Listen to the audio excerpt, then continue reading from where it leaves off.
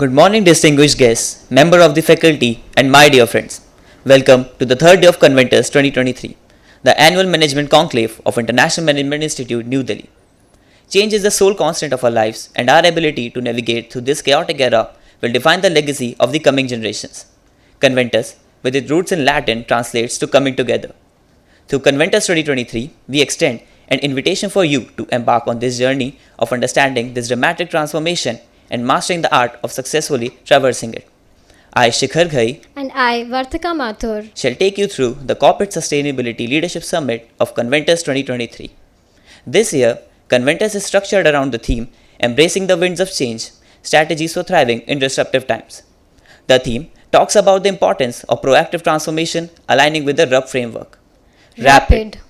Businesses must swiftly adapt to stay competitive in a disruptive landscape as technologies like AI and digital transformation accelerate the pace of change. Unpredictable. Geopolitical events, economic fluctuations, climate change, and other factors make the business landscape highly uncertain, demanding agility in response to them. Profound. In an era of profound industry transformations, businesses must embrace innovative strategies, remain vigilant about emerging developments, and foster collaborative efforts to drive innovation. Transformative. Embracing transformation involves reimagining business models, adopting technology, and fostering a culture of innovation. In this fast-paced business world, the theme Disrupt or Be Disrupted, thriving in the business world in the RUP landscape, emphasizes the urgency for organizations to adapt, innovate, and seize opportunities.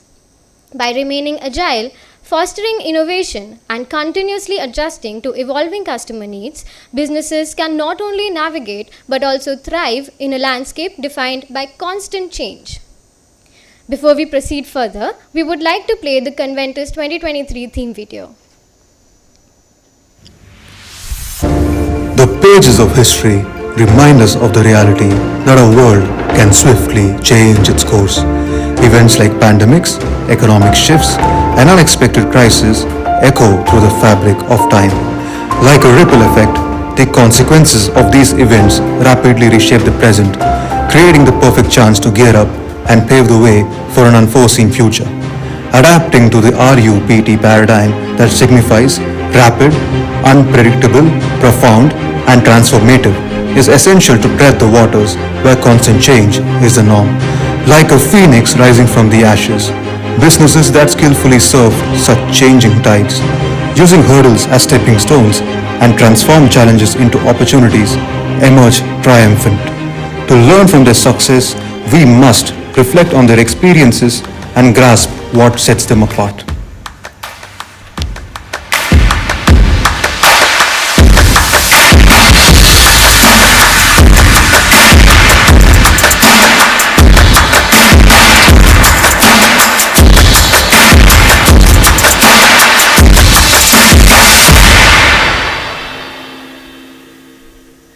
We are honored to have 5 leaders among us as a panelist who will share their valuable insights with us. We are excited to introduce our guest, Mr. Mohammad Asim Khan, sir, CSR lead at Cadence India. Sir is a CSR professional with over 10 years of experience in the development sector. He did his bachelor's and master's degree in social work with specialization in rural development from the prestigious Tata Institute of Social Sciences. He has wide experience of working with various NGOs and corporates in the CSR domain. He has carried out several high-impactful projects in diverse areas like education, healthcare, skill development and environment, and many more. We are delighted to have you here, sir. We request Dr. Professor Sonu Goel ma'am to felicitate Asim sir.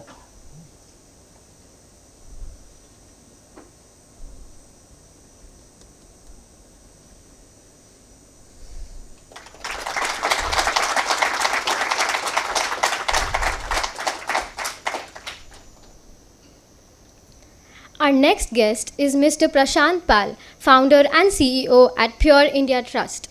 With 21 years of experience in both the social development and corporate sectors, Sir is skilled in NGO and CSR management, startup incubation, process improvement, impact assessment, monitoring and evaluation, and project management.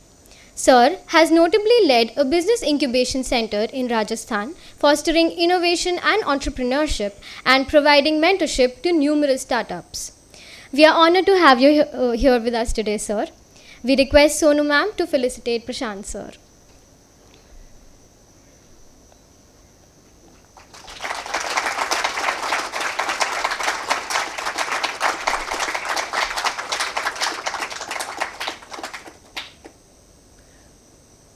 We are pleased to introduce our next guest, Ms. Sherin Ali, Global Lead CSR at WNS Services, where she has been working for more than 8 years. Creating CSR strategies that act as the organization's heart, ma'am is skilled at advocating and evolving the ethical, environmentally favorable, and community conscious side of the business. She possesses a diverse educational background, holding an MBA with a specialization in marketing from Oklahoma City University, USA, as well as degrees like BCom, MCom, B.Ed, and a BA in English Literature. Thank you for being with us here today, ma'am. We request Sonu ma'am to felicitate Sherin ma'am.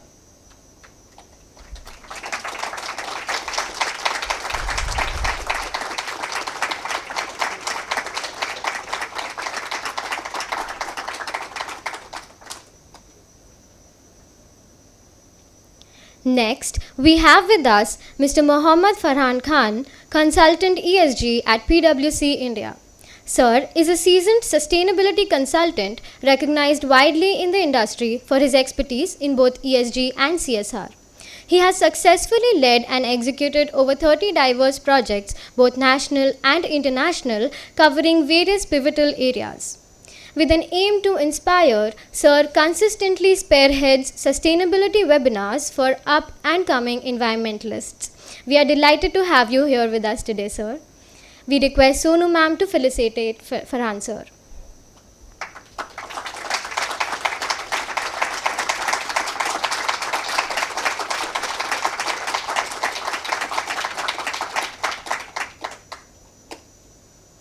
And last but not the least, we have Ms. Priya Gupta, founder Sarva Priya Foundation, an executive graduate in public policy management from IIM Kozhikode and having previously served in key roles at Uber, KPMG and IIT Delhi. Ma'am possesses a strong passion for public policy, public relations and communication. Her NGO Sarva Priya Foundation is dedicated towards empowering marginalized women in India through entrepreneurship, education and sustainability. It is a pleasure to have you here today, ma'am. We request Sonu ma'am to felicitate Priya ma'am.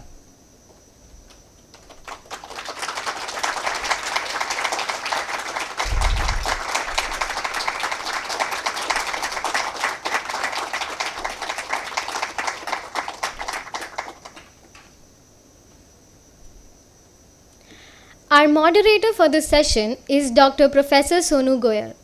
Dr. Goyal is a professor of strategy at IMI New Delhi. In her current capacity as Dean Academics, she is spearheading all the full-time PGDM programs towards academic excellence. Prior to that, she held various administrative positions as Dean Career Development and Alumni Services and Dean International Relations and Program Chair. She holds a PhD from the Faculty of Management Studies, University of Delhi in the area of strategic management. She has published academic cases and held top management leadership programs and sessions on strategic thinking and execution, CSR, and sustainable development for the leading Indian corporates. We request the Secretary of Club Jagrati, Manasi Joshi, to present a welcome bouquet to ma'am.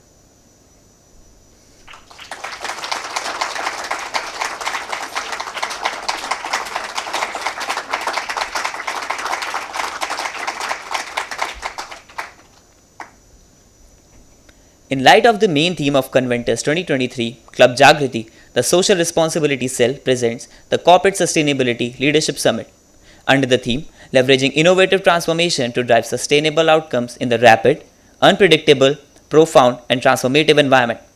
The summit addresses the pressing need for transformative strategies that align economic growth with social progress and sustainability. By adopting ethical leadership and social responsibility, businesses can thrive in the RUP realm and become agents of efficacious change in the society. This platform enables visionary leaders to come together and explore progressive ways to achieve lasting results, driving a collective effort toward a more resilient future for all. And today, our esteemed guests will delve deeper into this topic. Before moving ahead, we would like to play the Corporate Sustainability Leadership Summit video.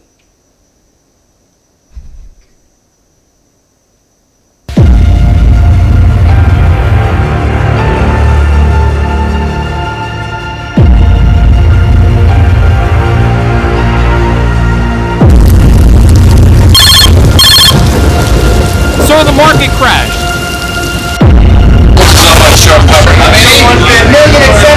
The LCBI, third of volume. Artificial intelligence could replace millions of jobs. ChatGPT is able to recognize that.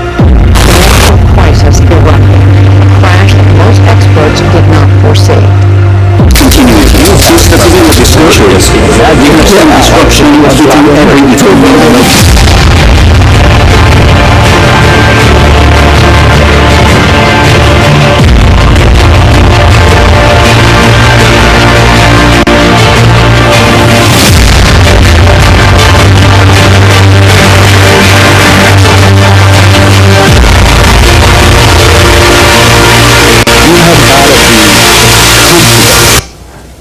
being uncomfortable.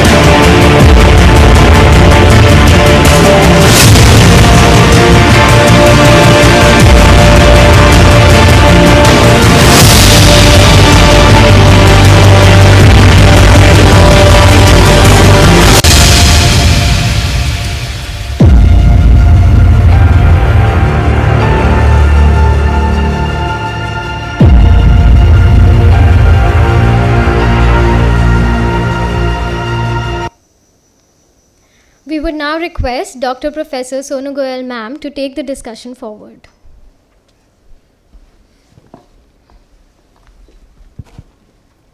Thank you so much. A very good morning to all. And a very warm welcome on this Sunday morning to all our eminent speakers here.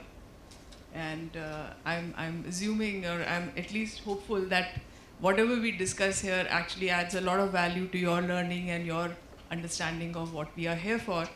And the theme very aptly explained by our anchors and the video here, that we are talking here today about sustainable outcomes in rupt environment.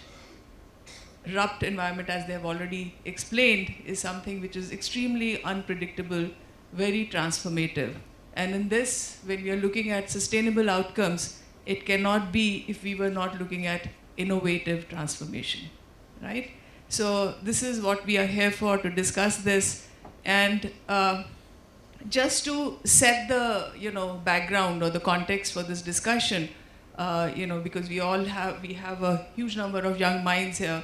You're all aware that it's more than 3 decades that we have been talking about sustainable development in global forums, right?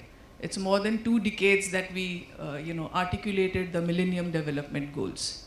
And it's more than 8 years that we defined formally the Sustainable Development Goals, right?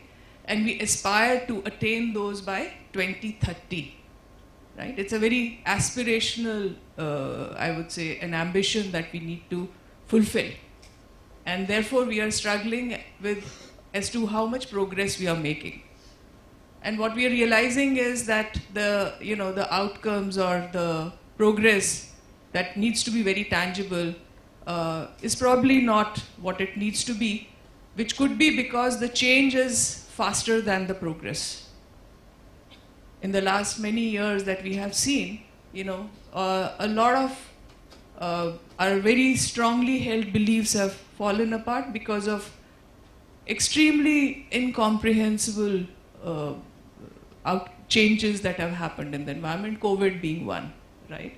So we are now talking about as to what would it take for the companies, for the governments, for the individuals to embrace these sustainable development goals so that we can achieve them by 2030. In India, the status is even more, I would say, grave, because we are still struggling with a lot of developmental challenges, and that is something which we are collaboratively, collectively trying to bring about as to how we can bring about that change. And we have here our, very eminent people here who have, been immersed in this area of developmental sector, where they're talking about as to how tough this journey is, because everyone is talking about one thing, and that is, can we create scalable, can we create sustainable, can we create system changing solutions, and which is a very tough call, because it's not that simple. And corporate definitely are now being looked at as an entity where you're not just looking at your healthy bottom line, because we in business schools are only talking about creating a healthy bottom line, because we're talking about businesses to be sustainable from profit point of view.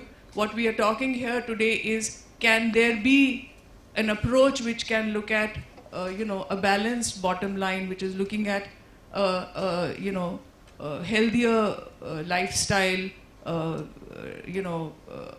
more economically inclusivity for people, a healthier planet, along with profits and prosperity, right? So this is what this discussion is going to be. I'm sure that this next 1 hour will be worth every minute of listening, and we have wonderful speakers here from, though all of them are in the developmental sector, but I would say they have a very diverse journey, in the sense some are from consulting background, some are from NGO background, some are from corporate. So we have like CSR leads here, we have people who have been managing NGOs, we have people here who have been working on both sides as part of CSR and sustainability.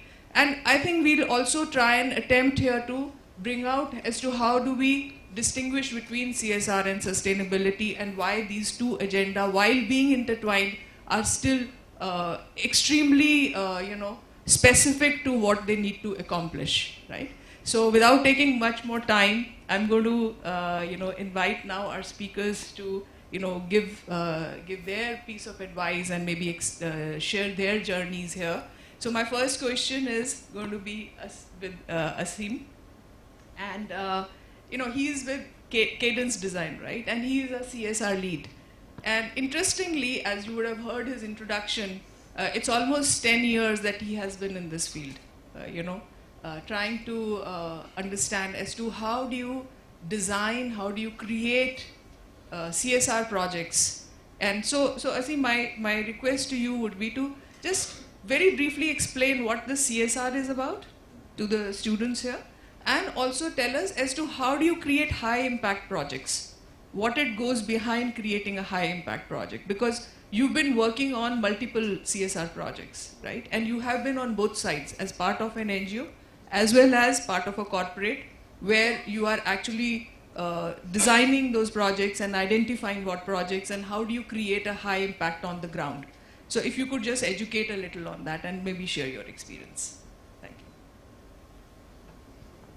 Good morning, everyone. Sorry for troubling you guys on a Sunday morning, but Sunday mornings are tough, and as you go into the corporate or the professional field, you'll realize there is much more to do on a Sunday morning, other than watching that Amir Khan show that came up, and other than sitting in these forums and listening to us. And first of all, I would like to thank ma'am for encouraging students to have such forums, and this will take them a long way. And Jagriti team, a big hand to you. I'll just clap for you. So getting the amount of research to gunning down onto किसको बुलाना है और किसको नहीं बुलाना है और कौन से professionals are good for this particular topic. It does take some task, other than because you're already working on a lot of projects, you already have a lot of exams, and hats off to you guys for organizing this. Coming back to your question, ma'am, very relevant question. I'll start with saying that CSR we can divide it into couple of phases. The pre 2019 or the pre COVID phase, I'll say it would have been, can be called as an experimental phase, because then it was do or explain. कि अगर आपने CSR में 2% spend किया, तो अगर आपने नहीं किया तो आप explain कर दो. But after 2021, it became a penal law. If you're not doing it, then you'll be penalized for not doing it. So that is where the seriousness came in. I'll say post 2021 January, when the amendments came, it was then when the serious CSR came in, doing CSR seriously. I spoke about it in 2019. But then it was more of a के करते हैं, एक law है, एक compliance है, इसलिए करना है. Let's do it, let's do something. There were one or two people in the board who used to we used to do CSR, but other used to resist, कि नहीं हम नहीं करना है. But after 2021, you don't have a choice. You have to do it, and you have to do it very seriously. Impactful CSR can only happen, ma'am, and students, when you have a vision CSR. When you have a vision in play. I was talking to Sharon, ma'am, she is much more experienced. Unless and until you have a 3-year or a 5-year vision, if you are doing an annual program, कि अच्छा ये किया and then it is gone, it would never have the impact. You have to continuously engage with the community. You have to continuously understand, and you may be even inclined to do multiple projects with a particular community where you are working. If you're working in a particular village, there are multiple issues. If you start with the village, there might be unemployment, there might be lactating mothers, there might be malnourished children, there might be education which is lagging, there might be schools where the teachers are not coming. So you can do multiple projects in there. So you have to continuously engage, and not leave that community unless and until they reach certain level. They reach at a level which is sustainable again. And sustainable development and CSR these days, see, now all the young leaders sitting here have to understand that it is not global warming anymore. It is global boiling. The planet is technically boiling. And you also have to understand that global warming is not the only reality. It is also global cooling. Some places are getting cooler than their normal stage. Some places it is raining more.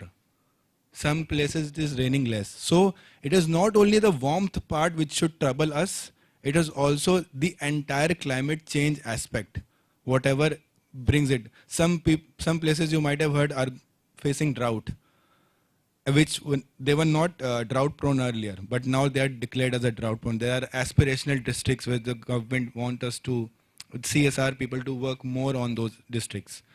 So we have to understand that CSR, sustainability, everything has to go in hand, so that you have a impactful outcome at the end of the day. So that's why it is important to look at the environment, but CSR also has to cater to other things like sports. We used to do a project, and couple of we used to do a project in training Paralympics, para athletes going into Paralympics. Couple of them won medals also. When I was in AT&T, we used to do that program, and couple of them went into Paralympics and they won medals there. So there are a lot of issues. Old age. There's education issue, girl-child education issue. So you have to work on all those things, but you have to keep a very close eye on the environment, because after the Paris Agreement, everybody is talking about environment, and we have to talk about environment. We have to also understand that just the debate has started. Things are yet to fall in place. And I'm happy that at least we are talking about it, and it will go a long way, and we can do a lot of things. Thank you so much. Thank you for, I think something which is very importantly said is doing CSR seriously.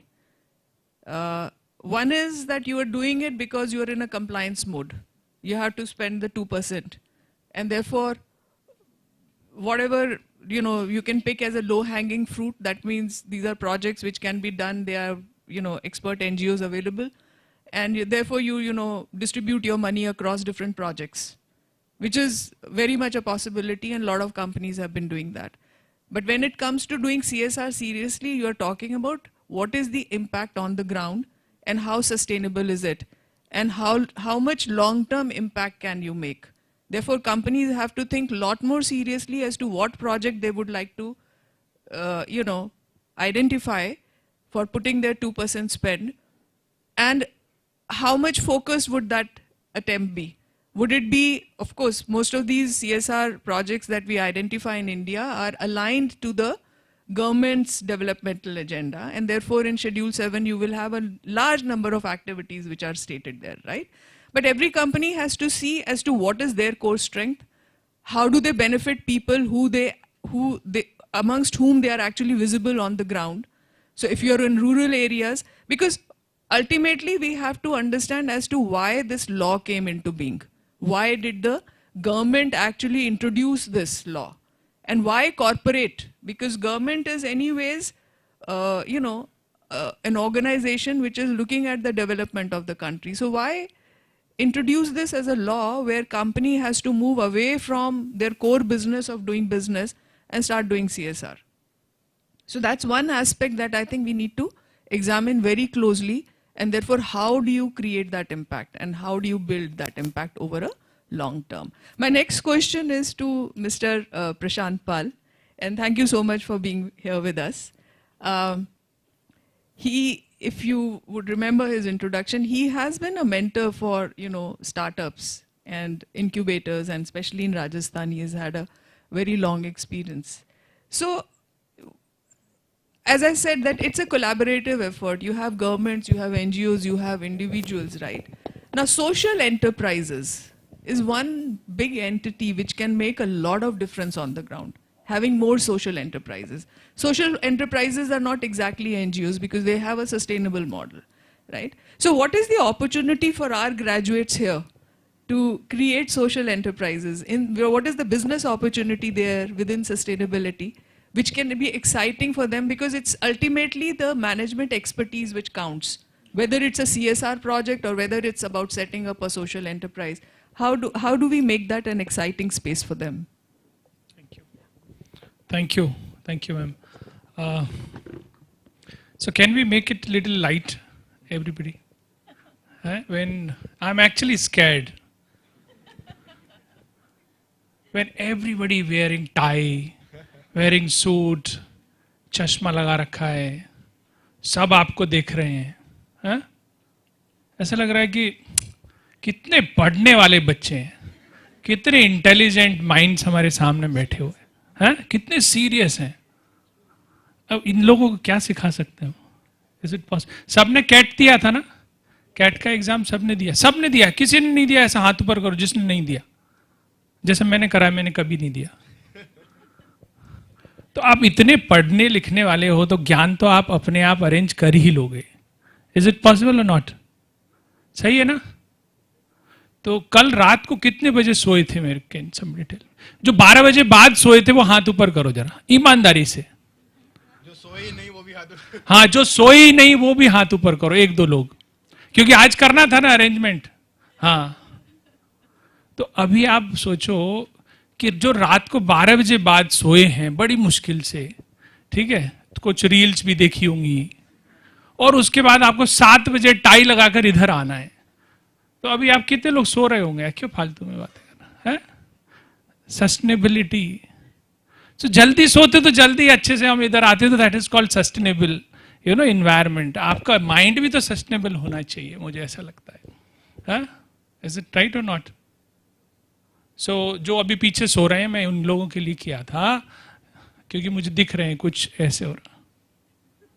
तो ये आगे वाले सोफे क्यों रखे हैं हमने, by the way, team जागृति क्यों रखे हैं आगे वाले सोफे? अभी तो आए तो कोई नहीं है फैकल्टी में, संडे को क्यों टाइम पास करेंगे इधर? So can we have people sitting back side, come and sit on the front seat. मजा आएगा एकदम. है 1-2 लोग जो भी आराम से डिसिप्लिन मेंटेन करते हुए, मेंटेन द डिसिप्लिन, या प्लीज सिट हियर. तो थोड़ा, हाँ, जो भी जिसको अच्छा लगे. सो सॉरी, आई जस्ट मैं थोड़ा गलत तो नहीं बोला ना sir? I'm feeling bad for the faculty now. They have to sit at the back. हाँ, सो जो आगे आ रहे हैं वो सोचो वो फैकल्टी या they are the future leaders, let's say that. हाँ, very good. This is not something very different you're doing. I do it every day. हाँ. Very good, very good, good. Thank you. I'm so sorry, ma'am, and the organizers for breaking your rules. I'm actually I generally do not follow the rule. That's what is my practice. कोई बात नहीं, कोई बात नहीं. ये भी sustainable है. गिराओगे टूटेगा नहीं, ठीक है. So ma'am has asked me the questions how the social enterprise can help, or how you can be you can start your own social enterprise. देखो अभी ज़्यादा अच्छा लग रहा है, ऐसा लग रहा है क्लास भरी हुई है. पहले ऐसा लगा खाली खाली था. So सबसे पहले सोशल एंटरप्राइज क्या होता है अगर हम इसको जाने. सोशल मतलब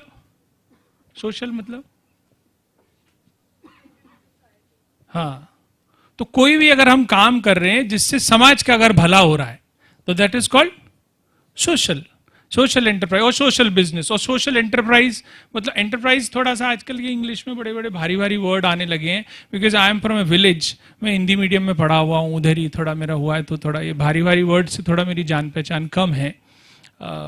इनोवेशंस क्या बोलते हैं उसको, नए नए वर्ड्स कुछ है. तो अगर आप कोई भी काम कर रहे हैं, अगर आप पढ़ा भी रहे हैं, मान लो अगर आप कपड़े भी पहन रहे हैं, अगर आप खाना भी खा रहे हैं, अगर आप घर में पोंछा भी लगा रहे हैं. किसी ने लगाया है बॉयज में से? किस ने पोंछा लगाया घर में से? हाँ, वो गुड. अभी हम लोग बात कर रहे थे ना main diversity, right? Good, thank you. This is the new gen. तो अगर आप पोंछा भी लगा रहे हैं और उसमें आनंद आ रहा है तो समझ लो आप इनोवेटर हो. मैं आपको सीरियसली बोल रहा हूं. अगर आप खाना भी बना रहे हो, क्योंकि खाना सब मम्मियों को बनाना पड़ता है, आजकल बॉयज को भी बनाना पड़ता है, लेकिन उस खाने को आप मन से बना रहे हो तो उसमें टेस्ट आएगा, तो आप इनोवेटर हो. अगर आपने झाड़ू भी लगाया, अगर आप क्लास में बैठकर पढ़ भी रहे हो तो आपके टीचर को लगना चाहिए कि मेरी बात सुन रहा है, तो अब तो आप इनोवेटर हो. मतलब आप कोई भी काम अगर कर रहे हो जो दूसरों से अलग कर रहे हो या अलग तरीके से कर रहे हो तो आप इनोवेटर हो. तो आप कुछ भी काम कर लो. अगर किराने की दुकान भी खोल ली, किराने की दुकान हर गली में मिलती है हमें, लेकिन कुछ दुकान बहुत अच्छी चलती है. पानीपुरी का ठेला आपको हर जगह मिलेगा. आप पर्टिकुलर ठेले पर क्यों जाते हो? आप लड़कियां बहुत पानीपुरी गोलगप्पे खाती हैं, क्यों जाती हैं वहां? क्योंकि कुछ या तो टेस्ट तो चलो है ही, टेस्ट तो सब लोग बना लेते हैं, सर्विस, उनका बात करने का तरीका कुछ तो डिफरेंट. चेन्नई में एक ऑटो है, मैंने ऐसा सुना, उसमें ऑटो में जैसे ही आप बैठोगे तो आपको न्यूज़पेपर दे देगा. अब आप सोचो ऐसा संभव है क्या? तो उसका ऑटो कभी खाली नहीं रहेगा and he will go viral. अगर आप साइकिल चला रहे हो और साइकिल चलाने में आपको क्या प्रॉब्लम आएगा? पहले मतलब जो भी, मतलब आपको थकान होगी, ये सब होगी, लेकिन उसी को आपने कुछ आनंद में बदल दिया, उसी में गाना लगा लिया, उसी में कोई थोड़ा सा म्यूजिक डाल दिया, तो आजू वाला अरे साइकिल वाला गाना चलाते हुए जा रहा है, तो देखेगा सारे लोग मुझे देख रहे हैं, then you will not feel थकान, राइट? तो ऐसा कुछ तो आप नया करोगे तो आपको आना. तो सोशल एंटरप्राइज इज स्टार्ट. कितने लोगों को बिजनेस करना है? पहले तो हाथ ऊपर करो सीरियसली जिसको बिजनेस करना है. Good, I am very happy. So बाकी सब तो नौकरी करने वाले हैं. तो अब ये वाला जो बिजनेस करने वाले हैं वो इधर से ही अपने मैनेजर्स ढूंढ लो. अपने लिए कौन काम करेगा? क्योंकि तुम तो विजनरी हो. इज इट राइट और नॉट? तो जो बिजनेस करेगा दे आर विजनरी. वो काम तो कोई करेगा उसके लिए. तो आप यहां से आपने ढूंढे कभी तो कौन कौन लोग मेरे साथ काम करेंगे, तो मैं इसको मेरा सीईओ बनाऊंगा, इसको मैं अपना सीएफओ बनाऊंगा, ये ऑपरेशन हेड होगा, ये मेरा सेल्स वाला होगा. ऐसा सोचना शुरू करो, क्योंकि best minds are here only. जो कॉलेज के दोस्त हैं वो जिंदगी भर के लिए रहेंगे, राइट? बाकी सब तो नौकरी में कोई दोस्त वोस्त नहीं बनता है, सब काम से मतलब रहता है. मीटिंग है मेरी 12 से 1 बजे तक आपके साथ. 12 से 1 तो मैं आई एम नॉट अवेलेबल यार. I am available on Friday. So that's all formal. So ये थोड़ा साइड में हटते हैं. मैम अभी सोशल एंटरप्राइज पर हम लोग आते हैं. कुछ भी आप काम, ओला आप जानते हो, उबर आप जानते हो, राइट? स्विगी आप जानते हो, ग्रोफर्स आप जानते हो, जितने सारे हैं. ऐसा कोई भी बिजनेस जिससे आपके बिजनेस से समाज में ज्यादा इंपैक्ट आ रहा हो, तो सोशल एंटरप्राइज है। बाकी तो सारे बिजनेस कार भी बना रहे हैं तो सोशल एंटरप्राइज नहीं है। लेकिन और सोशल एंटरप्राइज अगर आप शुरू करते हैं तो क्या फायदा है आपके लिए? CSR, what is that? Corporate social responsibility. कुछ नंबर जो मुझे पता है मैं आपको बता दूं, 60,000 करोड़ रुपीस का बजट है हर साल CSR के अंदर। 60,000 रुपीज, दैट्स माई नंबर्स। तो अगर आप कुछ भी काम करना चाहते हो तो सोशल एंटरप्राइज आपके लिए अवेलेबल है। मतलब ये वो पैसा है जो आपको वापस वापस वापस, अरे जोर से बोलो, वापस नहीं करना है। तो सोचो कोई अगर हमें 2,000 करोड़ दे दे और हमें उसको वापस नहीं करना हो तो इससे अच्छा ज्यादा मजा क्या होगा? है? तो CSR का पैसा है जो वापस भी नहीं देना। सोशल स्टॉक एक्सचेंज भारत सरकार ने शुरू किया है, जो वर्ल्ड में आई थिंक 7 और 8 कंट्रीज के पास ही है अभी। सोशल स्टॉक एक्सचेंज मतलब आप अपनी सोशल एंटरप्राइज शुरू करके आप BSc NSE में रजिस्टर कर सकते हो। अभी अगर आप कोई बिजनेस करोगे तो जाओगे BSc NSE में करने के लिए तो आपको कम से कम 100 करोड़ का टर्नओवर चाहिए। लेकिन अभी आप चाहे आपके पास 50 लाख रुपए का ही टर्नओवर है तो आप रजिस्टर कर सकते हो। एंड देन इधर देखो सर बैठे हुए केडेंस है, WNSM मैम बैठी हुई हैं, PWS, तो इधर ही जान पहचान कर लो, सबके कार्ड अभी ले लो। तो जब तक आपका सोशल एंटरप्राइज रजिस्टर होगा तब तक ये लोग और ज्यादा बड़े हो जाएंगे। आप समझ रहे हो क्या बोल रहा हूं मैं? उम्र में नहीं, मतलब पोजीशन में तो ये आपको तुरंत सपोर्ट करेंगे। तो इसलिए मेरा पॉइंट यही है। और मैं थोड़ा सा एक लाइन में और बता दूं, मैं 17 साल कॉर्पोरेट में रहा। I work with IBM, Accenture, Airtel, idea in India and abroad, and business leadership position पे रहा। लेकिन मैं सोशल वर्क में मेरा इंटरेस्ट था, वॉलंटियरिंग करता था। I decided to quit corporate life and I thought let me do something which I am passionate about, and I'm passionate about social work. So I quit in 2017. So 2017 के बाद काम करना शुरू किया। अभी 2023 में हमें लगभग 40 कॉर्पोरेट्स हमको डोनेट करते हैं, more than 10 crore rupees every year. So that's the achievement we have. सिर्फ किससे आया? इनोवेशंस। तो हम जो भी एज ए NGO जो काम कर रहे हैं, जो दूसरे NGO 10-15 साल में अचीव करते हैं, हमने 3 साल में अचीव किया। क्यों? क्योंकि हमने हमारा काम बहुत अलग तरह से करना शुरू किया। काम वही है, हम भी वुमेन एम्पावरमेंट कर रहे हैं, हम भी एजुकेशन ही कर रहे हैं, हम भी जो है वाटर शेड्स बना रहे हैं, हम भी मतलब सेम काम है, कुछ तो रॉकेट साइंस नहीं है। हमने कोई चंद्रयान 3 नहीं बनाया है, NGO ही कर रहे हैं, लेकिन उसको अलग तरीके से। तो आई एम एक्सपेक्टिंग अगले 1 साल में 3 पार्टनर्स यहाँ बैठे हुए, इनसे भी फंडिंग हमें आएगी। Thank you very much.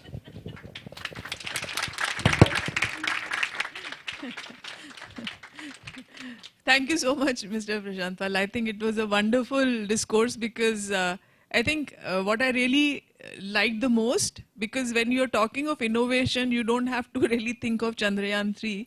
You actually have to see as to what difference can you make on the ground, right? And your ideas to make that difference comes right here. That means the more grounded you are in the real life, you will be able to figure out as to what difference can you make. So if you're really talking about social enterprises will come from those ideas where you feel as to make this impact, these are the simpler solutions that I can. The simpler the solution, the better it is. Because it is, the simpler the solution, more scalable it is. And more sustainable it is. So the ideas will come here and networks are important. I think what is very important he has conveyed to all of you is that your networks start right now. Apart from whatever you have gained as part of your network in the past, your networks start right on campus. And your networks come from every individual you come across, which can help you take your dream further. Because setting up enterprises are nothing but dreams. You know, they're just dreams. So that's why he called them visionaries. So all those people who raised their hands, he said these are visionaries because you have a dream. And that dream is what you want to bring about, which will take shape over a period of time. So thank you so much. And my next speaker here is Sharon. Thank you, Sharon, for taking out time here. She's extremely accomplished and doing very well as a leader in an organization who is talking about CSR initiatives. But something she has been very passionate about is the SDGs, Sustainable Development Goals. And you know, sustainable development goal today is the talk in every forum which talks about sustainability, right? But we also are seeing that companies have to embrace these SDGs.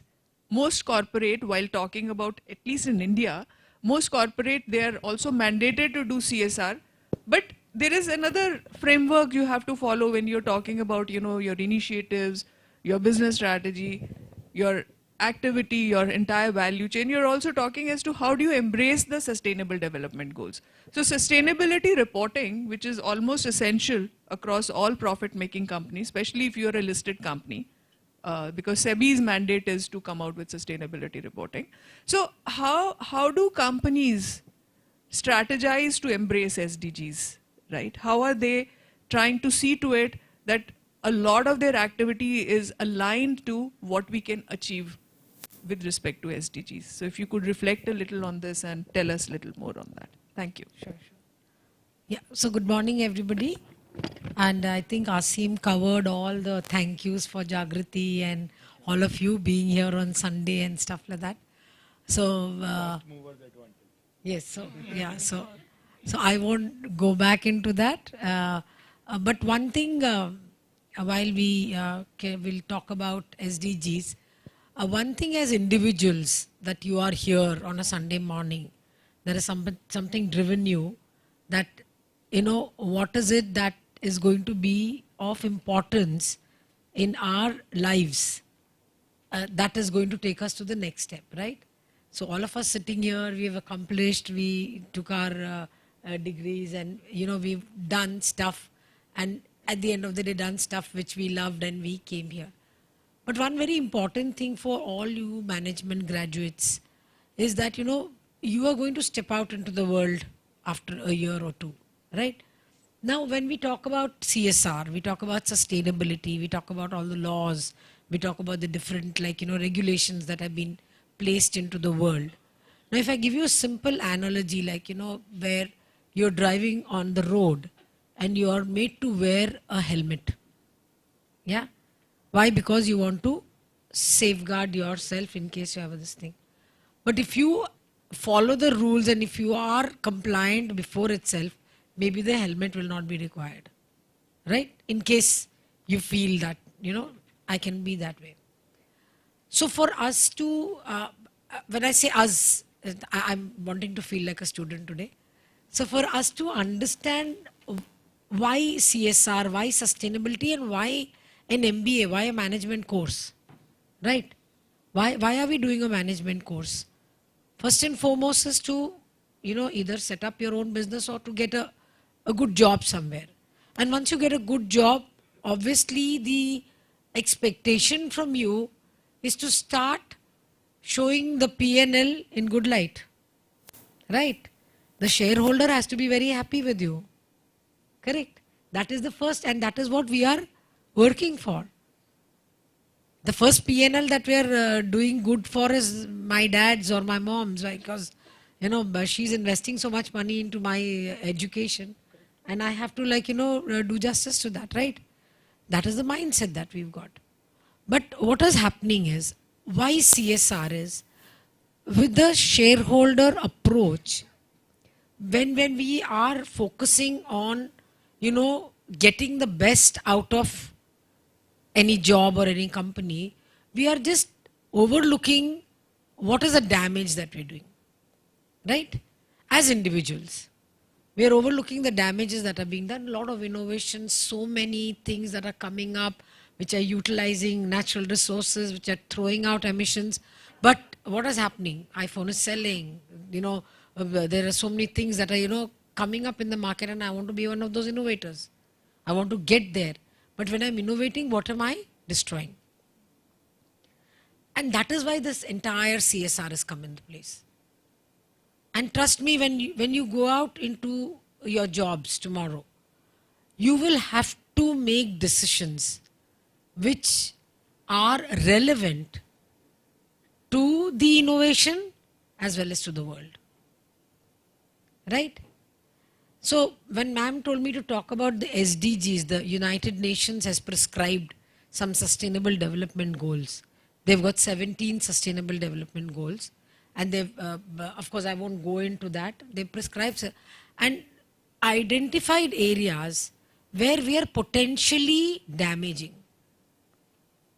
We are potentially damaging those areas in furthering our benefits, our innovations.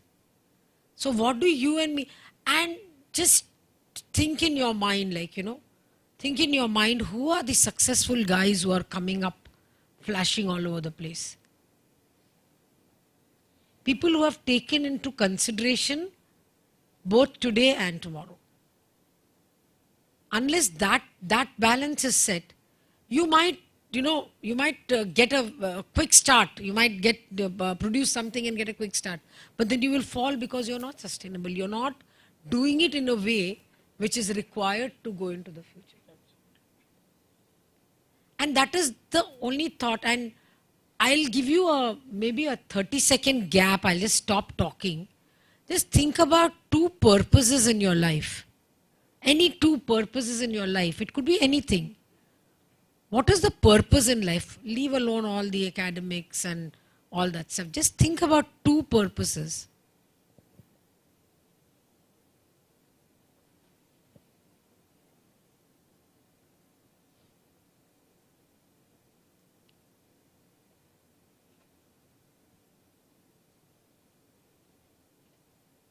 I generally ask students to write it down, but today I didn't want to trouble you also.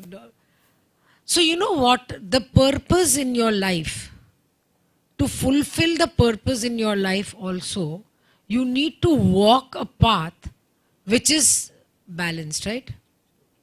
Now you can rethink on your purpose, rethink it for the next 1-2 years, make as many changes as you want in that, but understand what is it that you're going to achieve in the end. Right?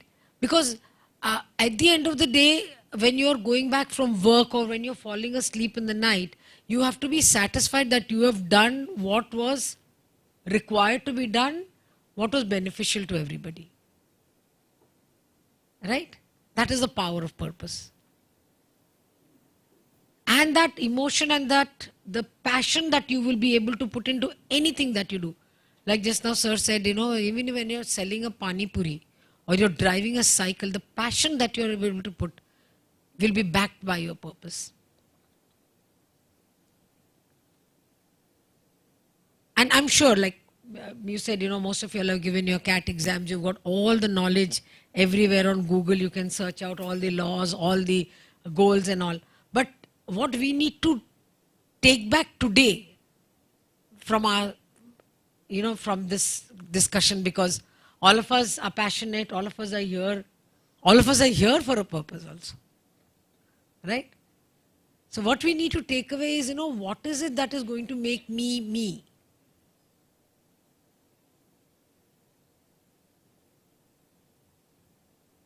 Any questions if you all have, we'll be happy, otherwise I'm done. Thank you. Thank you, Sherin. I think so profoundly put. I'm so happy that you said that we need to first ponder on what is the purpose, what purpose we have in our life.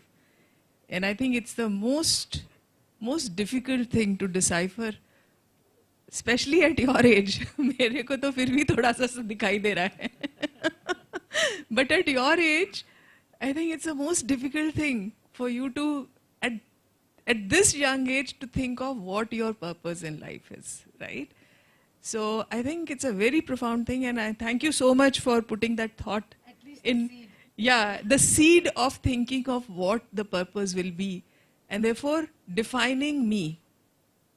What will define me? And that is extremely important, because we get so digressed into anything and everything that's happening around us. And every day our goal changes. Every day we are lured by so many different things that we want to do. Which we have to. If we want to travel, we want to, we love music, we want to learn more, we want to get better in corporate ladder, we want to set up our enterprises, all that is part of it. But all that should finally culminate into that one thing that will define you. And that's extremely important. So I think that's a very important thought. And I think as rightly said, that sustainable development goals is a purpose which has been defined at a global level. Why? Because as right from the the point when Asim said that it's not about global warming anymore, we are boiling, right? So everybody is now wondering, and especially we people in our generation are wondering as to what we're going to leave behind. And you have to wonder more because the challenges for you are even bigger for what you are going to leave behind. Yeah, yeah. Please do. Please Sorry do. for cutting in. Yeah. So, few days back, I was in a talk in a panel, and somebody asked me, "Ke you are from a CSR background. What do you think? Profit is better or purpose versus?" So I told him कि क्योंकि अभी हमने social enterprise की बात करी और purpose की बात करी, तो आप ऐसा कंफ्यूज ना हो, दोनों एक साथ स्टे कर सकते हैं. Both can exist simultaneously. ऐसा नहीं होगा कि आपने अगर पैशन फॉलो किया तो पैसा नहीं आएगा. ऐसा बिल्कुल नहीं होगा. हाँ, हो सकता है ज्यादा पैसा आ जाए. So you don't have to be confuse कि अगर सोशल एंटरप्राइज करने का और पर्पस उसके बीच में आप उन फिलोसफीज में ना फंसे. अभी कल मैं एक प्रोग्राम सुन रहा था कुमार विश्वास का, उन्होंने कहा कि इतना बेहतरीन दिमाग था और पैसा कमाने में लगा दिया, और भी कुछ चीजें कर सकते थे. क्योंकि वो कह रहा है कि जब मैंने घर बना लिया, गाड़ी बना ली, उसके बाद लगा कि यार इसके अलावा भी तो बहुत कुछ था. So don't be confuse. That's what I wanted to add. Sorry for cutting in. You have to be. Thank you. Very interesting input. So actually that really flows to the next speaker and the question that I'm going to raise. So we have our next speaker as Farhan Khan, who is actually the ESG expert, right? And ESG talks about balancing environment, sustainability and governance. And he has been sort of, consulting with companies, talking about how do you, so I'm sure all of you are familiar with what ESG is all about, but I'm going to request him to educate us on as to when everyone is talking about, having a focus on ESG, how do you balance that with market returns? Because every company now today is talking about ESG and ESG based, frameworks which will channelize the capital or help them define their business model or business activity. Now you're also parallelly talking about market returns. So how do you balance the two? And how are companies managing this kind of, if not exactly a dichotomy in the focus, but ability to, create a blend which takes care of a very balanced or a healthy bottom line. Thank you so much, Varun. Thank you for being here.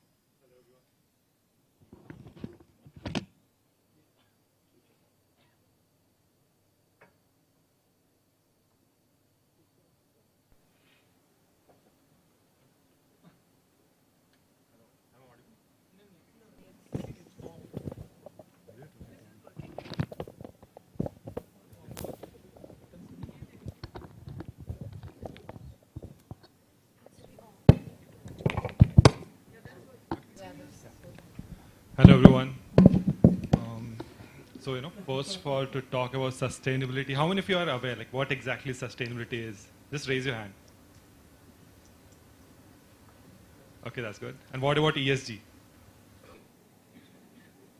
Okay. And now I'm quite sure, after this conversation, you are aware about CSR, right? But how many of you could differentiate between all, three of these? Raise your hand. You can. Just let us know. Yeah, it's fine. Just let us know. What's your thought on this? Sustainability is a part of, if what we are doing can go long and make the company or any organization be able to hold its position. Right. For CSR, it is all about giving back to the society. It's a part of a process. Like in India, it is 2%. In some other countries, it will be different. But it is a part of a process of giving it back. It may be through NGOs or through development or through innovation or through incubation, but it is a part of the process of giving back. And ESG? ESG is about, how to put it, it's a bit complicated for me. It's fine. You can use any simpler terms. Or maybe Think of the last word, no? The G, what is G? you can use a lifeline. Ask your friends. It's about, in a simple way, I would say, making sustainable, profitable growth. any company is ESG. Is what I can That sounded kind of similar. It's fine. Sit down. No, good effort. So that was good. So, just to tell you the basic difference, because, I've been receiving these queries a lot especially from students. And I receive these queries, primarily before their placements. So, especially the people who want to get into the sustainability sector, they reach out to me asking ki questions kya puchenge iske upar. So, this is the most basic question, कि sustainability, ESG, CSR में आप differentiate कर पा रहे हो कि नहीं. So very rightly said, it's a concept. Sustainability is a concept. But when you apply this concept to a corporate world, you need to have a boundary. So basically we use these criterias. We use this as a bifurcation, ES and G. And accordingly, we place those different KPIs, those different indicators under this, so that you can work on those. You could monitor those different parameters that you have. And CSR, again, it's a component which comes under the social bit. Okay? And right now, there's a lot happening within this sustainability domain. Each and every company, is participating in their own ways. They're trying to find out new ways to make this entire process of their manufacturing, or maybe, something as in whichever domain they are, to make it more sustainable. And for this, they also need to comply with certain laws and regulation. At the same time, maintain the profits, or, enhance the profit, because of the pressure from the investors and or because of some other external or internal factors. So right now it's the particular theme of sustainability is driven by both pull and push factor. So I'll just give you an example. All of you must have experienced this thing at some point of your life or other.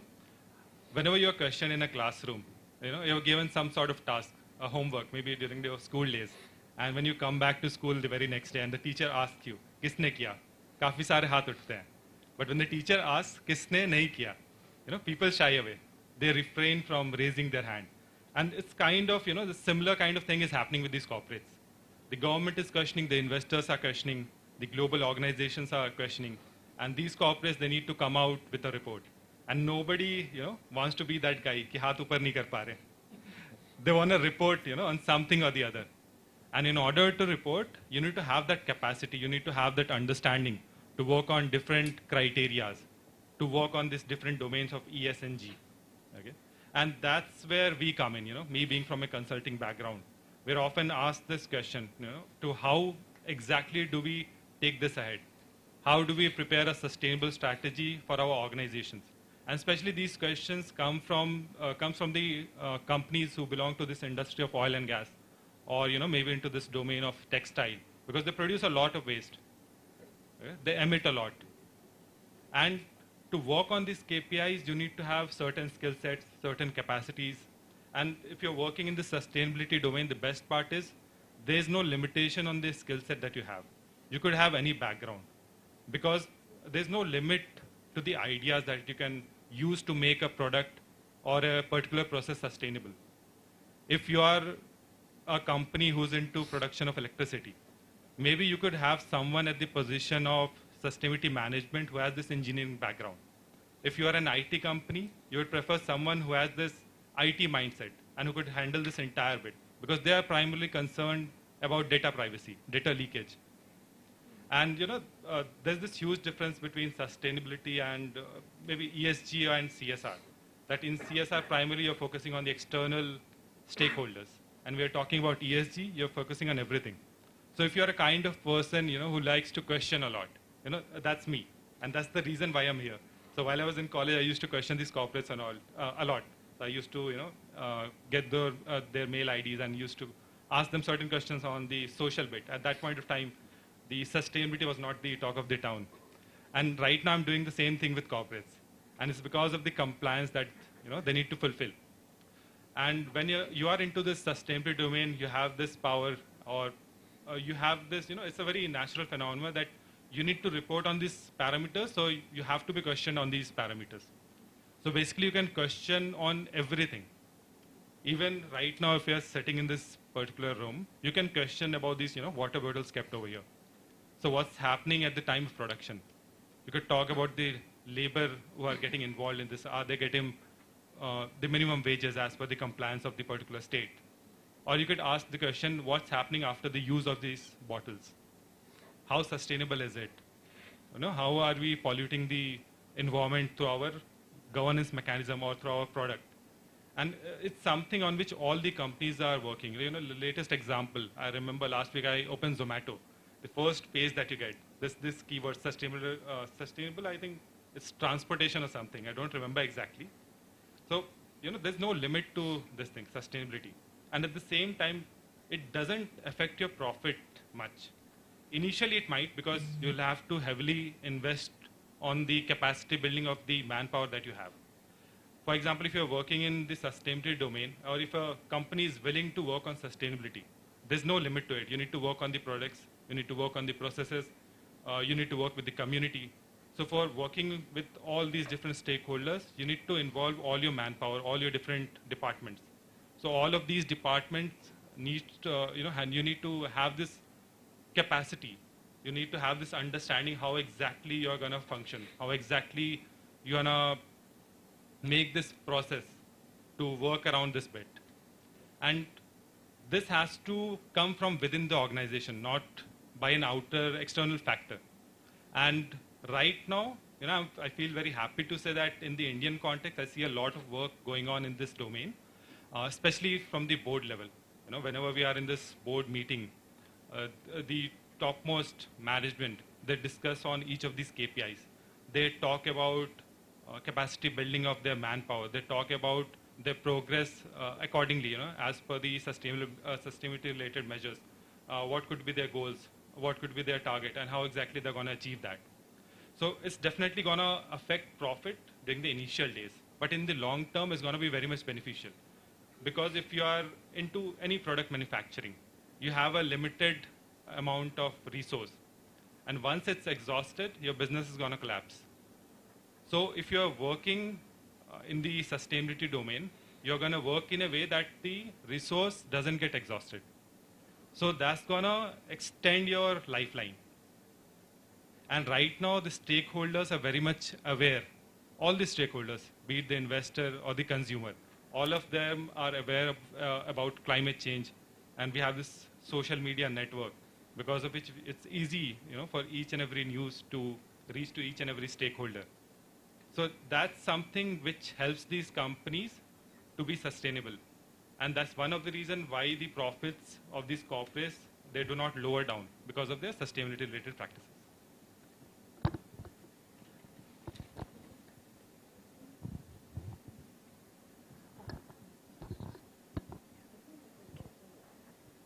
So thank you, Farhan, for a very useful and insightful discussion on ESG, which is beginning to become a very important framework for companies to adopt. And as he rightly said, that it all depends on the material impact, industry specific, company specific. Somewhere the material impact would be more on the environment. Sometimes it could be more social. Sometimes, of course, governance seems like a common thread across all industries, across all sectors. But this is something which companies, so the whole gear shifts internally. When you're talking of CSR, you're talking about external stakeholders, you're talking about how do you give back to the society, but when you're talking of ESG, you have to say that how am I going to put my house in order? It's a cleanup act for the organization itself. And therefore, companies have to be very vigilant that every penny that is going towards your profit is clean profit. When you say clean profit, means it has been created with complete sensitivity to having no negative material impact. That means it is the entire profit that you have generated is clean profit, 100% of that. And then of course in India the government says that 2% of that please put in CSR, right? So it's about first ensuring, so 2% you can put in CSR when you have created profit, but is your profit 100% clean? That's very important. So that's the first important thought process. Yeah, so that you have to ensure that the businesses are doing their business in a very clean way. And when you say green profit means there is absolutely no negative environment impact. So that is something which is So when we talk about differentiating CSR and sustainability, I think that's a very important first thing is that have your house in order. And most companies are escaping that because you can continue to do unclean business and keep on contributing towards CSR. And that's definitely not what one wants, right? So that's extremely important, right? Now, so I'm coming to our last speaker and our youngest speaker here, Priya Gupta. She is, like you, a graduate, a business graduate from IIM Kozhikode, and a very young mind. And as Prashant ji said, you need the passion and the vision, and she's a visionary. She's set up her own, NGO foundation where she's working very passionately towards that, and she's working towards women empowerment. So Priya, please tell us a lot more on what your experience has been in this field, taking this journey, and what challenges you faced, and how do you see the women empowerment as an issue going forward? I hope I'm audible. Yeah, thank you so much for this question, ma'am. And today, rather than the success, and because of which I'm sitting over here, I would like to share the failures I have faced. Before that, I will just give a brief introduction because that was not a complete introduction given by the team. So currently, I'm working as an assistant director with FICCI, FICCI, which is one of the prominent policy advocate for the industries in India. And for the last many years, I have been working with corporates, NGOs. And now you will ask me, how did you start your organization? And how come you're working and you're, running your own organization as well? So here I come with the failures I had due to external factors. So like you, most of you, I completed my BCom honors from one of the topmost college in Delhi University, Jesus and Mary. And I was very keen towards learning new languages. So while pursuing my graduation, I did German from St. Stephen's College. So I used to do a lot of things while I have been pursuing my graduation. Kabhi khali nahi baithna wala mindset, 4 ghante sone wala. Okay. So when I was 17, I started a coaching institute where I taught business studies, economics, and maths. And the reason was not to become an entrepreneur at the age of 17. That was the need of the hour because of some personal reasons in my family. My father had gone through a heart attack and I had to support my family, and I started this from scratch. So luckily, I was a topper in class 11th and 12th. My teachers helped me. So जितने भी students आए, 12th pass करने के बाद ही मैंने पढ़ाना शुरू किया. So while teaching, I have been pursuing my graduation, learning languages, etc.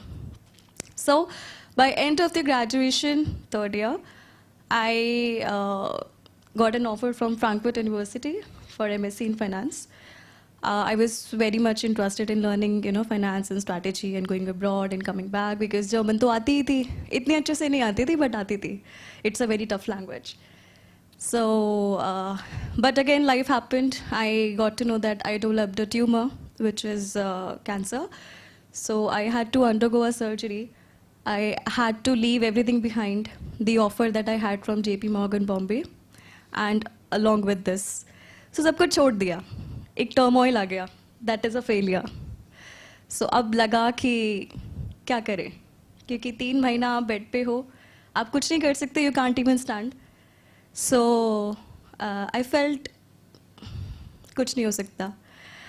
But yes, those 3 months were transformative for me because I started something which was very close to my heart. I always wanted to support the women who are suffering from domestic violence in India or in the world. And the reason it was close to my heart because of my own personal experiences. So April, May, June, I was on rest. And in June, I started this organization.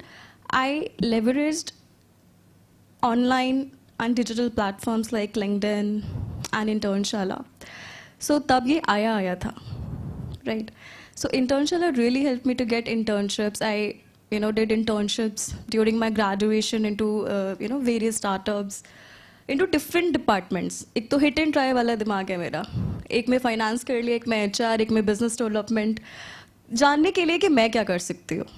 So not just going behind the heart because my brother is a CA and my family always wanted me to pursue CA कि यार तू भी CA कर, okay. And I'm also a Baniya family, तो हमारे culture है कि हमें CA ही करना है.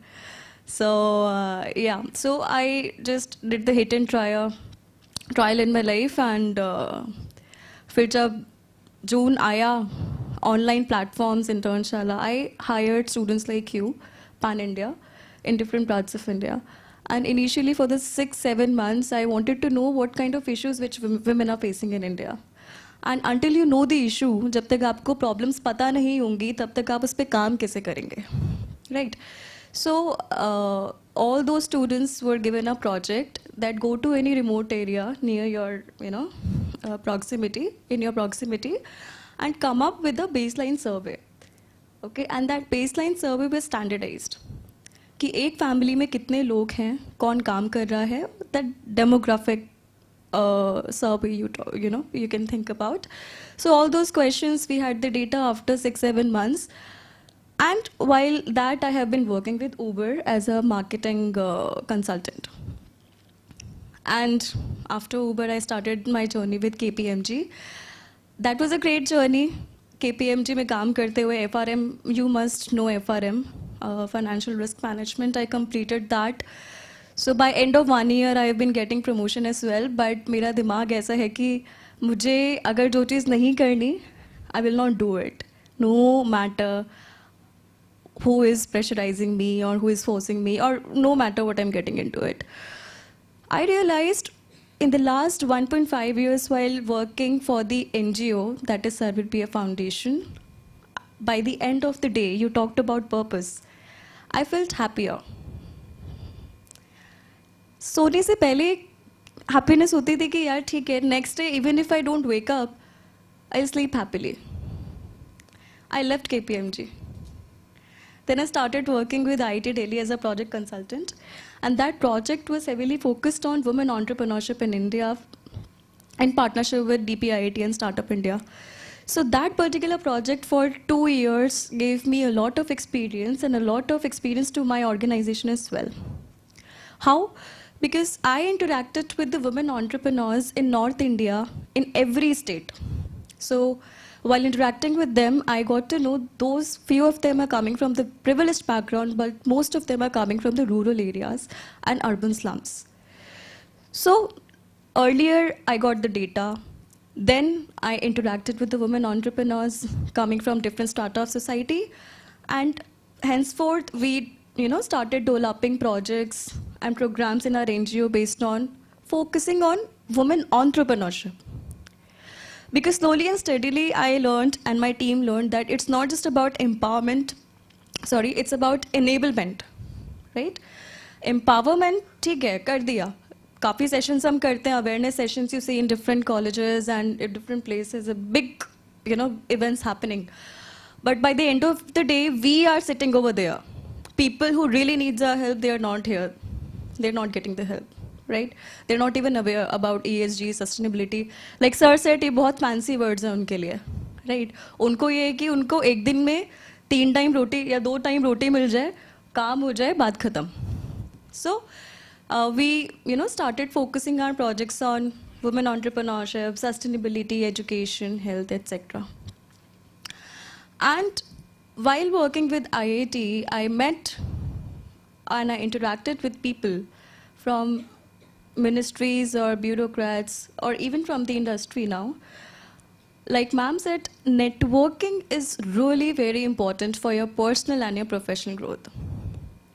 So what helped me is first, the failures which I had faced because of the external factors I had no control over. And this is what I have realized in my life. काफ़ी चीज़ें ऐसी हुई हैं जो मेरे हाथ में थी ही नहीं. Although I am the youngest here and I do acknowledge, but because of the experiences I had, you won't believe I have read Gita, I have read Upanishad and all that. I'm an avid reader as well. So all those things help you to become a better individual. And when you become a better individual, it starts with you, then your family, and then peers around you, and then with the organization. So आप कह सकते हैं कि हाँ मेरे पास 11 घंटे होते हैं दिन में काम करने के लिए, but by the end of the day I'm happy and the people around me are happy with me, and I'm able to help not just women, now children as well. And one recent example I wanted to share here from my personal life only. This is what I faced in seen in students, specifically from the management institutions. So after graduation, I did one master's from Lady Shriram College, and then I went for executive studies at IIM Kozhikode. वहाँ एक ही pattern था कि job कैसे मिलेगी by end of the course. And that is fine. I'm coming from a middle class background. Although I would say my childhood was from a poor family, right? So starting from scratch is a very tough job. That is why you can say कि job के साथ मैं organization चला रही हूँ. And in the near future, obviously, I leave my job and continue with the organization. But there is something which you call profit in P&L and purpose. इसका मैं live example हूँ. क्योंकि NGO तो शुरू किया, and as ma'am said, it's not just for profit. I started one MSME, that is Prakritik, e-marketplace for the women artisans in India. So while interacting with the women artisans in different parts of India, I did some projects with Ministry of Rural Development. तो बहुत ही remote areas में जाकर मैंने उनसे the SAGs होते हैं, you must know about the self-help groups, and under the scheme of National Rural Livelihood Mission, I investigated them. तो पता लगा कि confidence की कमी नहीं है, skill की कमी नहीं है, market की कमी है. So we built it. And you won't believe there are many venture capitalists, even the government, who showed interest into that particular e-marketplace, and we have got the funding, right? And I'm not saying कि profit नहीं हो रहा है या फिर कुछ, but profit भी होता है, साथ में you're helping the beneficiaries as well, and you're living and leading a good life as well, right? And last but not the least, although मैंने बहुत brief बताया क्योंकि कुछ चीज़ें बहुत ही इमोशनल लेवल पे होती हैं जब ये सारी चीज़ें आपके साथ हो रही होती हैं, and it's not easy to come out of it, right? बहुत ही ब्रीफ करके मैंने आपको बताया है कि कौन कौन से कैसे कैसे फेलियर्स हैं and how I moved out of it and started something on my own. So this is a kind of inspiration for you to start focusing on yourself as an individual. Only then you will be able to take care of your career and family. Only then you will be able to create something on your own in which you don't have to think about just profit and purpose. ये अपने आप होता रहता है. Over the period of time, it's a flow. So now the last thing which I really wanted to share with all the students is to focus on your health. मैं कितने भी busy रहती हूँ, I always go to gym for 1 hour. And it's not just me. So I am youngest in my family as well, ma'am. I have 2 brothers. So one of them is a CA. He's been working with PwC, now EY. Another one, he has been working with the American Express, and he had a very, great life and future ahead of him. But stress बहुत लेता था. So I lost him in December 2022. All of a sudden, without any illness. क्योंकि stress बहुत लेता था. अब all of a sudden का मतलब आपको पता होता है, you have no reason, right? पता लगा कि over the last 3-4 years he has been stressed out too much about career and everything, although he was already successful, that he was no more. So also we couldn't help. There is another element as well. We were not aware how to give CPR. And which is very essential. I request everyone, each one of you, to learn this. And that's how I started one of the project under my NGO itself. That is Wellness Wing, in which we give free training to people who are attending the sessions related to CPR. Right? Because आपके सामने कभी भी ऐसी situation हो, you will be able to help. On the other hand, we also give such sessions related to mental health.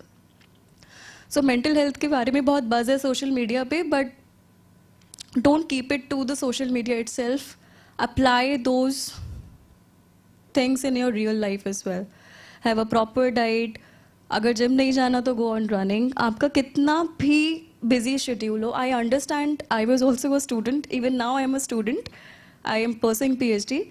So कितना भी hectic schedule हो, don't forget that it's you first. जब तक आप अपना ध्यान नहीं रखेंगे तब तक कुछ नहीं होने वाला लाइफ में. So, ma'am, this was the briefest, about the journey that I've had in the last few years. And I really hope with the help and support from all of you, I would be able to do something better. And with my support, I am always here to support students. Do let me know if I can be of any help to any one of you. Thank you so much.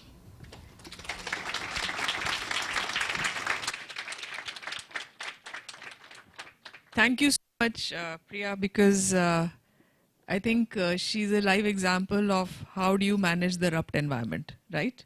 So this couldn't be better than to hear the experience which can really teach all of us, even not just you, but I think all of us sitting on this side also, as to how challenging life can be, and still you can make the most of it by ensuring that you are leveraging all your capabilities, you are continuing to learn and see how you can manage your context better. So never be disheartened. I think that's the message she wanted to give, that never be disheartened. Life will keep throwing all kind of things, good, bad, ugly, but always stay on top of it. I think that's the most important thing. So because we are now already far exceeded the time that we were given, I think we can take a couple of questions from the students, and we'll be very happy. You can ask our eminent dignitaries here if you have a question. So the anchors can take care of that, please.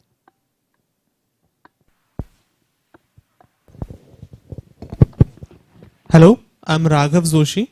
So my question is to the panel is, as we are discussing about the ESG and sustainability growth, it is a possibility for those who have a surplus amount of profits. But in India, as we have seen, many of the startups who were startups 10 or 15 years ago, like example Zomato and Flipkart, they are still in their cash burn stage. How can they apply it to their goals to make it sustainable?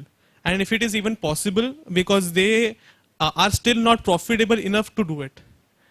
And similarly, how could a larger institution like even now Apple has just started to convert itself into a completely plastic-free system. It will take some time, we can see that, but what should be the actual practical goal for a company which has just grown enough to get into a sustainable level? Thank you. Yeah, nice question. Please have a seat. So first of all, if we're talking about sustainability or anything, we just need to keep this thing in mind, that the primary goal for humanity is to survive. Okay, it's just not about profit. So whether you are at the initial stage of business or whether you are well established, it applies to all these different businesses and at all different levels. If you are taking the example of Zomato, they're not profitable, which is true. But how does it matter if you are not surviving? Because first of all, you have a lot of different aspects that you can work upon. And if you are considering sustainability during this entire process of growing business, you add on a lot more and you give back a lot more to the community. If you are sustainable, there are going to be more investors who are going to be interested in you. There are going to be more consumers who are going to be, who are going to have a positive mindset about you.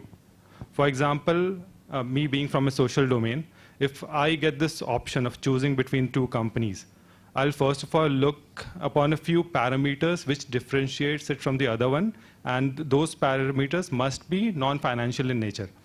I won't have a look at its revenue. Just before ordering, maybe I'll check whether the fleet of vehicles that they have, are they electric or not? Or whether the person who is delivering the product to me, is he being paid wisely or not? So and right now, just like I mentioned earlier, you have the social media. So the consumer is aware. The consumer is well informed. And there is a push by the government that you need to disclose all this information. So everything is out there in the public. You can't just, showcase anything apart from the reality. That's something which you call greenwashing. You'll have to comply with the regulations. At the same time, you need to contribute. If you're getting from the society, you need to give back to the society. मैं बहुत quickly आपको respond करना चाहता हूँ. एक तो पहले तो ये क्वेश्चन हमारे लेवल का था ही नहीं, ये अश्नीर ग्रोवर लेवल का था, वो जो आपने पूरा जो ताना बाना बुना. सेकेंडली, जब ये जोमेटो, फ्लिपकार्ट, ये सब चीज़ें बन रही थी, उनको शायद मालूम था कि हम कई साल तक प्रॉफिट में नहीं आएंगे. आप अगर ये गुड़गांव सेक्टर 70 और उन सब एरियाज में जाओ, the amount of delivery that is happening, कई सारे छोटे स्टार्टअप्स आपने देखे होंगे वो बड़े लोगों ने एक्वायर कर लिए. क्यों एक्वायर कर लिए? क्योंकि वो चाहते हैं कि मोनोपोली हो जाए. कल मेरे को किसी ने बोला कि गूगल और माइक्रोसॉफ्ट भी मोनोपोली है, लेकिन वो यूएस में हो रहा है इसलिए कोई नहीं कह रहा, मतलब कि हम ही बनाएंगे और कोई नहीं बनाएगा, तो हमने बाकी सबको एक्वायर कर लिया. सेकेंड क्वेश्चन, अगर उसमें सेकेंड पार्ट ये है कि अगर आप किंगफिशर की स्टोरी देखो, अगर आप प्रॉफिट जा रहे हो, प्रॉफिट से सक्सेस अगर आप कैलकुलेट कर रहे हो, तो किंगफिशर की स्टोरी बहुत महत्वपूर्ण है, क्योंकि वो एकदम प्रॉफिट में थे. फिर वो हैदराबाद की एक एयरलाइन जो कि बजट एयरलाइन थी, उसको कम्पीट करने चले गए. देखो हम लोग भी पढ़ रहे हैं मैनेजमेंट, ऐसा नहीं, मतलब सोशल वर्क बैकग्राउंड के, देखो थोड़ा बहुत हमें पता, लेकिन क्वेश्चन आपने अश्नीर ग्रोवर लेवल का पूछ लिया. तो अगर आप किंगफिशर की स्टोरी पढ़ोगे तो आपको लगेगा कि हमेशा सहारा और किंगफिशर बहुत इंपॉर्टेंट स्टोरी है, क्योंकि वो टर्न अराउंड टाइम वाली चीज़ वो नहीं कर पाए और वो बजट कॉस्ट इफेक्टिव एयरलाइंस में चले गए, इसलिए वो फिर लॉस में. तो मैं कंक्लूड ये करना चाह रहा हूँ कि सस्टेनेबिलिटी में बहुत इंपॉर्टेंट एस्पेक्ट है सस्टेनेबल लीडरशिप का भी. जब तक लीडरशिप एथिकल, सस्टेनेबल और रेलिवेंट नहीं होगी, कोई भी बिजनेस कहीं से भी कोलैप्स कर सकता है. स्टीव जॉब्स को वापस लेना पड़ा, पता है ये हमें सोशल वर्क बैकग्राउंड के होते हुए. स्टीव जॉब्स को वापस लेना पड़ा, क्यों? ये इसी में ही सारा आपका जवाब छुपा हुआ है. सेकंड पार्ट वो आपने जो पूछा था प्लास्टिक वाला, anybody wants to answer that? IPhone से रिलेटेड कुछ पूछा? The question was like, as Apple is planning to go for zero plastics by 2024 and many other things, how come the new industries which are coming up, who have just become capable of doing these kind of things, should target to get into that level of position? So thank you again. So आप क्या कर सकते हो, जिसको भी question पूछना है ना, ऐसे इशारा कर दो किसको जवाब देना है, ठीक है ना, तो वही उसी के शूट कर दो एकदम. सो कुछ चीज़ें ऐसी हैं, जैसे अभी पानी पिया मैंने एक बोतल, राइट, तो ये कौन सा कंपनी है? बिस्लरी. अभी बिस्लरी का अगर टोटल वाटर कंजम्पशन हम यूज़ करें कि कितना वाटर इन्होंने ज़मीन में से निकाला to run their business, are they giving back that much water to the earth और नॉट? तो इसके लिए CSR में इन लोगों को क्या एनीकट बनाने चाहिए या बनाते हैं, जैसे पेप्सी है, कोको कोला है, कितना वाटर अगर ये यूज़ कर रहे हैं तो आप उतना वाटर, रेन वाटर हार्वेस्टिंग कर रहे हैं कि नहीं, वाटर रिचार्ज कर रहे हैं कि नहीं कर रहे हैं. तो इसको जब आप कैलकुलेट करोगे और इतना आपने स्टोर करा, दोनों को जोड़कर जो वाटर पॉजिटिव आपको पैरामीटर निकालना, तो आपका बिजनेस वाटर पॉजिटिव है, इसका मतलब कोई प्रॉब्लम नहीं है, you can continue your business. Similarly for plastic, जैसे आपने बोला, ऐसे ही अगर कोई स्टेशनरी बनाने वाला कंपनी है, मान लो नवनीत स्टेशनर्स, तो बहुत सारा स्टेशनरी बेचते हैं वो लोग. फ्यूजी फिल्म्स हैं, उनका बहुत सारा काम है मशीन मेडिकल इक्विपमेंट क्षेत्र में, तो वो स्टेशनरी यूज़ कर, मतलब एक पेपर अगर बनाया आपने तो कितना वाटर आपने यूज़ किया, कितना फॉरेस्ट्रेशन, कितने पेड़ कटे उसकी वजह से, तो उतना अगर आप प्लांटेशन कर रहे हैं किसी भी जगह दुनिया में तो आप पॉजिटिव हैं, आपको कोई प्रॉब्लम नहीं. तो हम कुछ भी काम करते हैं, ये मतलब नहीं कि मेरे पास बहुत पैसा है तो आज मैं चलो सबको पार्टी देता हूँ, स्विगी से ऑर्डर कर दिया, लेकिन आपको खाना सिर्फ 3 लोगों को ही, लेकिन ऑर्डर आपने किया जिसमें से 60% वेस्ट हो गया. ऐसा नहीं है कि आपके पास पापा ने खूब पॉकेट मनी दी है तो कुछ भी आप ऑर्डर करो. Please be cautious about when you order, when you buy. आप अपनी कबर्ड देखो, कितने ड्रेसेस हैं लड़कियों को, हैं, चेक करो उसमें. आप 30 दिन है तो मैं देखता हूँ, मेरे ऑफिस में भी एक अभी ज्वाइन करा है, अभी इसको 2.5 महीने हो गए सर, 2.5 महीने से अभी कपड़े चेंज नहीं करे उसने, वो एक दिन आज पहन लिया, वो अभी तक बदला नहीं है। मैं उससे यही पूछ रहा हूँ कितने कपड़े हैं तेरे पास, रोज चेंज करके आ रही है। So this is excessive use of resources. आप क्यों कर रहे हो, आप कमा रहे हो, इसका मतलब ये नहीं है। तो बहुत सारे लोग हैं जिनके पास नहीं है बेचारों के पास। तो ये सब हमें सोचना पड़ेगा। तो वही चीज शायद एप्पल, आप रिबॉक जैसे शूज आप खरीद रहे हैं, तो रिबॉक ने क्या करा है, वर्ल्ड वाइड जितने भी वेस्ट है उसको, वेस्ट को लिया, प्लास्टिक वेस्ट को लिया, अब वो वेस्ट से प्रोडक्ट्स बना रहे हैं, अपने शूज बना रहे हैं। तो दे आर पॉजिटिव। तो हमें ये सब ध्यान में रखना पड़ेगा। ये इशू रिस्पॉन्सिबल कंजम्पशन का है। रिस्पॉन्सिबली क्यों, हम जब स्टूडेंट थे स्कूल वगैरह में पढ़ते थे कंज्यूमरिज्म के बारे में कि बढ़ना चाहिए, और क्योंकि 1992 में जब वो चेंज हुआ इकोनॉमिक सिस्टम तो फिर सब कंज्यूमर बनते हैं। अब ये जो इशू इन्होंने उठाया वो रिस्पॉन्सिबल कंज्यूमरिज्म का, तो मैं बहुत ही सतर्क होकर ये बात कहना चाहता हूँ कि कार्बन न्यूट्रलिटी एक रियलिटी हो सकती है, लेकिन नेट जीरो रियलिटी हो सकती है कि नहीं, ये हमें देखना होगा। Net zero is also becoming a very...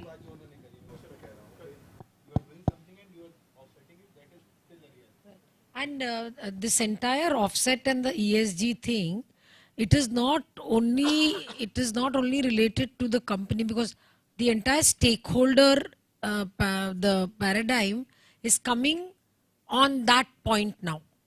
Your client will not come to you, your consumer will not come to you, your community will not accept you, your financer will run away from you. So all your stakeholders are now going to be very conscious. So if Apple is trying to get into the plastic thing, no, it's again for them to actually increase their production, and which they will do. If they're going towards responsible decisions, they will do it. So when Asim pointed out now that when we look at our purpose and we look at our passion, that is only going to take you to the next level. Because when you are conscious of all these things, your stakeholders are aligned to go in one direction. And that is where you start getting the... So I think we're just adding on to his... Any other question, please? We can take one more. So, yeah, I know. I think because I think the next summit is also scheduled. So, but I am absolutely, so excited by all the, the ideas and the discussions that happened in this brief 1 hour, maybe 10 minutes or so. I think it's a very diverse subject. It's very difficult to encapsulate so many thoughts, because I can see each of the speakers, when they're saying, they have so much more in their head which they want to talk about. And it's very difficult because it's something which is very close to our heart, this subject, and is also something which has too much of interdependencies and very diverse, extremely diverse. So to be able to put a structure to all these thoughts together and to be able to summate all that in 1 hour, I think it's a very difficult proposition. But thank you so much for, sharing your experiences and sharing, your nuggets of, thoughts which really give so much of value to our students. Thank you so much. Back to you, anchors. Yes. Thank you. On behalf of everyone present here, I express my sincere gratitude to the guest speakers, Mohammad Asim Khan sir, Prashant Pal sir, Sherin Ali ma'am, Mohammad Farhan Khan sir and Priya Gupta ma'am for taking out time from their busy schedules to be here today and sharing their thought-provoking insight with all of us. We can say with utmost confidence that we feel more aware and equipped to understand the innovative practices in today's business environment. From Asim Khan sir, we learned that it is possible to effectively engage in impactful CSR when you have a clear vision for it, and by consistently working with communities to address their problems, staying up there until and unless the communities reach a particular level. In a very original approach, Prashant Pal sir presented his ideas. You are an innovator if you can perform anything with enjoyment and carry it through in a novel way. Additionally, he described how he has been able to scale high heights by using innovation. I can definitely say that many of us feel here more inspired and aware about social entrepreneurship. Sharon ma'am discussed the significance of social development goals for incoming managers entering the business sphere. We now know that CSR is crucial because we need to understand what is being disrupted when we innovate. She also stated that firms that are not sustainable tend to fail and inspired us to grasp our life's mission in a very wonderful way. Farhan sir, as an ESG specialist, educated us on what ESG is. He also emphasized that there are no limits to making a product or service sustainable, and that sustainability can be achieved when the entire organization works towards this goal. Priya Gupta ma'am shared her failures and inspired us to face all such failures by standing strong. She also stated that failures can help us become a better person and more learned. Listening to her motivated us all to deal with different situations in our life, and she gave us a motto of life: never get disheartened. The team. Team Jagriti. Rhythm did. Rhythm.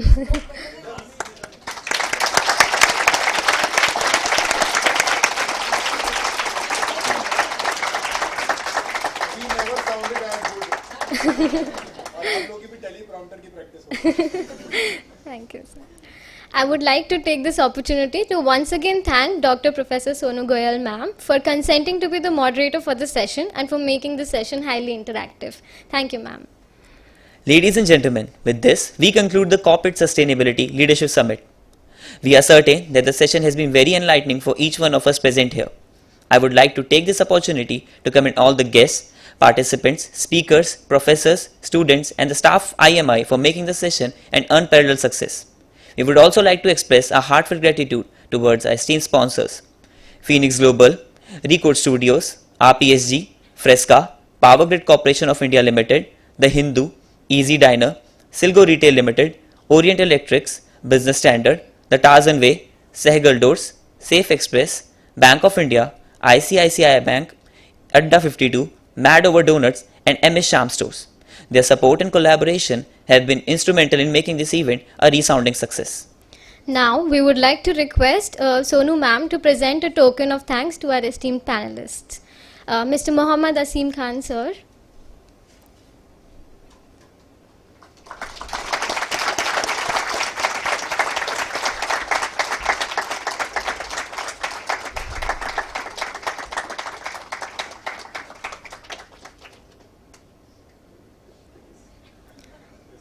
Mr. Prashant Pal, sir.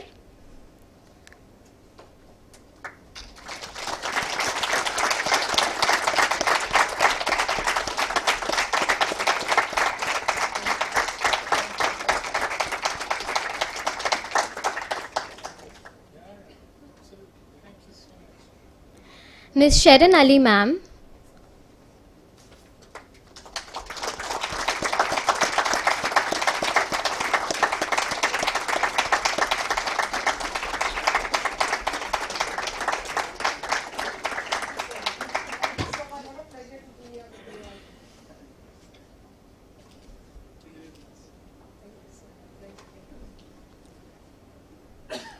Mr. Mohammad Farhan Khan, sir.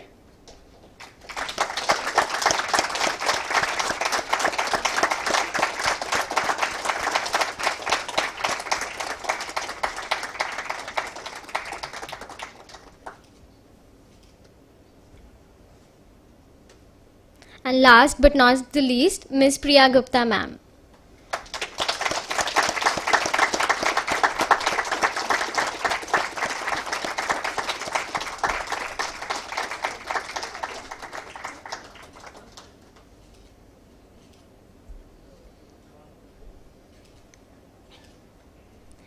We would request the Secretary of Club Jagriti, Manasi Joshi, to present a token of thanks to our esteemed moderator, Dr. Professor Sonu Goyal, ma'am.